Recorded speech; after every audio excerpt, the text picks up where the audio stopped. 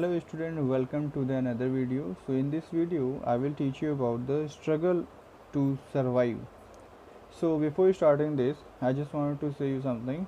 First of all, congratulations student, because you all are taking regularly videos and the lectures, and also congratulations to your parents because they are supporting you for the reading and taking classes. So congratulations, keep getting your knowledge and information with the help of book and the videos and the lectures. So stay at your home and utilize your time for the getting information.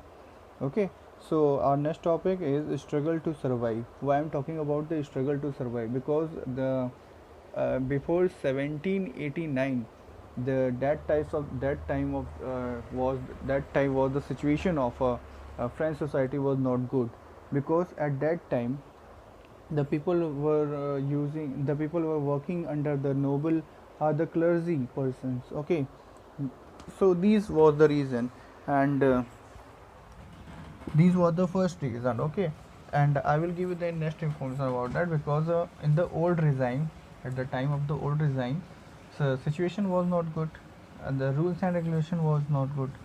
So that was the problem also. But at that time there was only 23 million.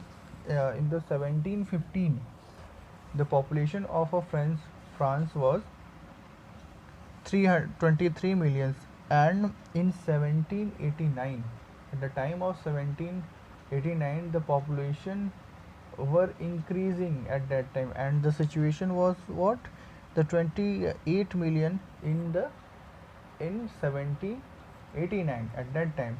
So what happened, we all know that when the population will increase, the demand will increase, right? Like if we are taking the food, so the food demand will increase. So this was the first reason. How, suppose I'm using a pen. Okay, so if the time, what happened, if the number of the people, the using number of will increase right now.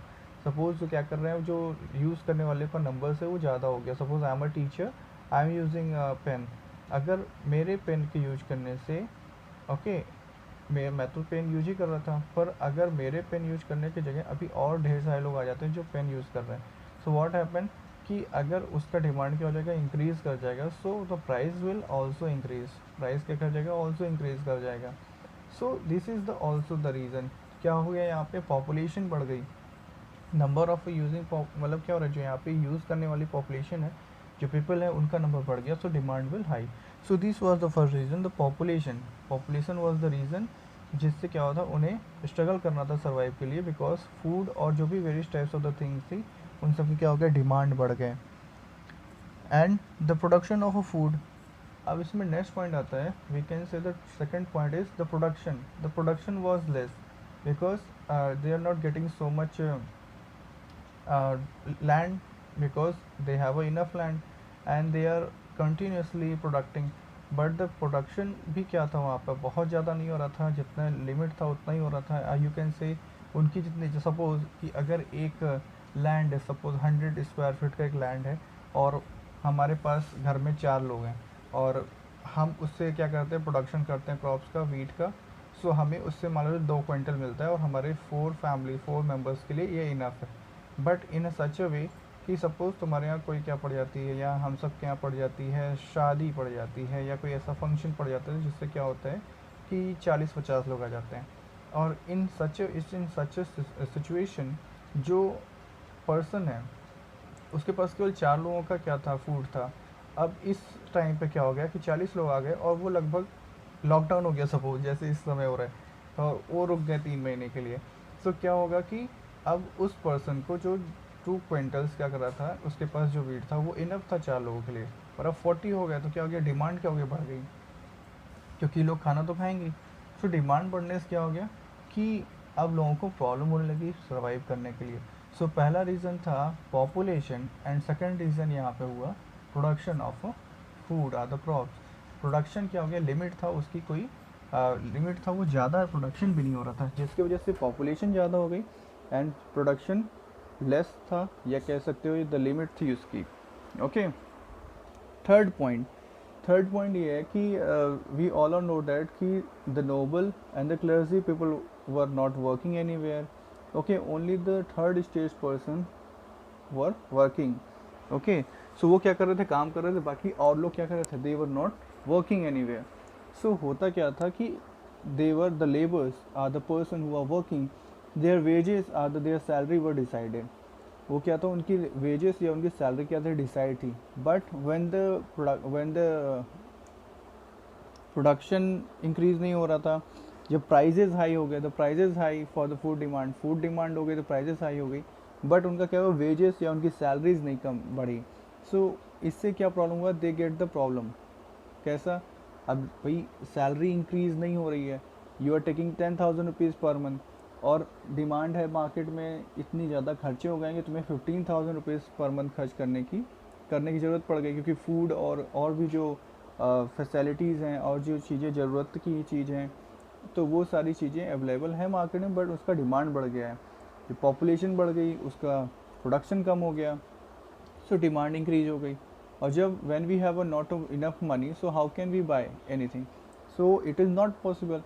सो क्या हो गया, जब उनकी wages नहीं बढ़ रहे, उनकी salaries नहीं बढ़ रही हैं, तो ये भी एक रीज़न था जिसकी वजह से क्या हो रहा था कि उनके पैसे नहीं बढ़ रहे, जिसकी वजह से क्या हो रहा था कि अब लोगों को सर्वाइव करने में प्रॉब्लम हो रही थी.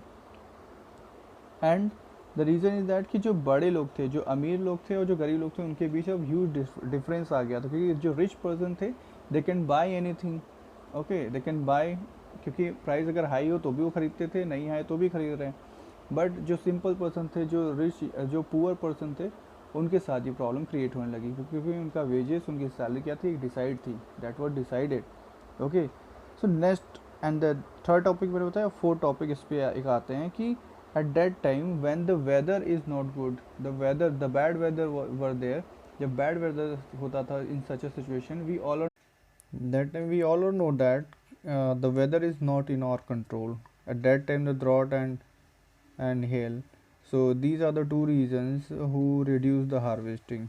जब सूखा और जब ओले पड़ जाते हैं, या you can say the excessive rain जब हो जाती है, सो क्या होता है, जो हार्वेस्टिंग पे इफेक्ट आ जाता है, its effect the harvesting. Okay, the production of food.